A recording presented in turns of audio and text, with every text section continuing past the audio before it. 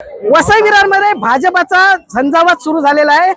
बंदर विकास मंत्री नितेश राणे साहेब आपल्याकडे आलेले आहेत आणि त्यांचा हा दौरा सुरू झाला। आपण त्यांच्याकडून जाणून घेऊया, आज तुम्ही सगळं पिंजून काढले, काय कराय काय सांगा? आज भारतीय जनता पक्षाचा कार्यकर्ता म्हणून महायुतीचे माझे सगळेच उमेदवार हे भरघोस मताने निवडून गेले पाहिजे।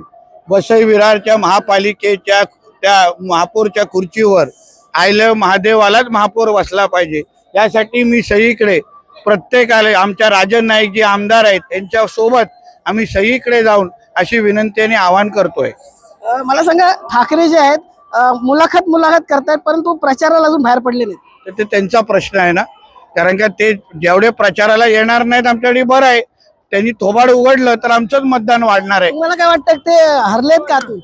ते आता त्यांना विचारलं, ते हरलेत का माहित नाही, पण महायुती नक्की जिंकलेली आहे।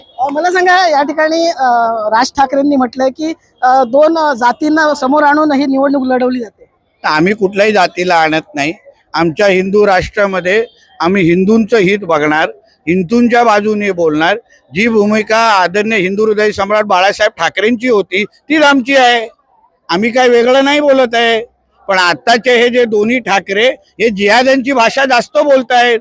मराठी आणि हे सगळे विषय काढून हिंदूंमध्ये फूट कशी पाडायची यासाठी हे सगळे यांचे मनसुबे आहेत। का मराठी हिंदू नाही आहे? जसा गुजराती आमचा हिंदू आहे, उत्तर भारतीय आमचा हिंदू आहे, तसा आमचा मराठी माणूस पण हिंदूच आहे। पण तरीही मराठीचा मुद्दा आणायचा आणि हिंदूंच्या मतांमध्ये फूट पाडायची आणि त्या जिहाद्यांची सत्ता बसवण्याचा जर प्रयत्न हे लोक करत असतील ना, आमच्या महाराष्ट्रातला, मुंबईतला आणि सगळ्या महापालिकेच्या हिंदू समाज, राष्ट्रभक्तांचा समाज हे कधीही व्हायला देणार नाही। हे या ठिकाणचे हितेंद्र ठाकूरांनी पण आरोप केलेला, काय सांगा? ठाकरे जे आहेत जिहाद्यांची भाषा बोलतात असा आरोप बंदर विकास मंत्री नितेश राणे यांनी केलेला आहे आणि ठाकरे हिंदू मतांमध्ये फूट पाडतात असाही आरोप केलेला आहे। स्नेहा विश्वकर्मासह विजय देसाई, न्यूज 18 लोकमत, नालासोपारा।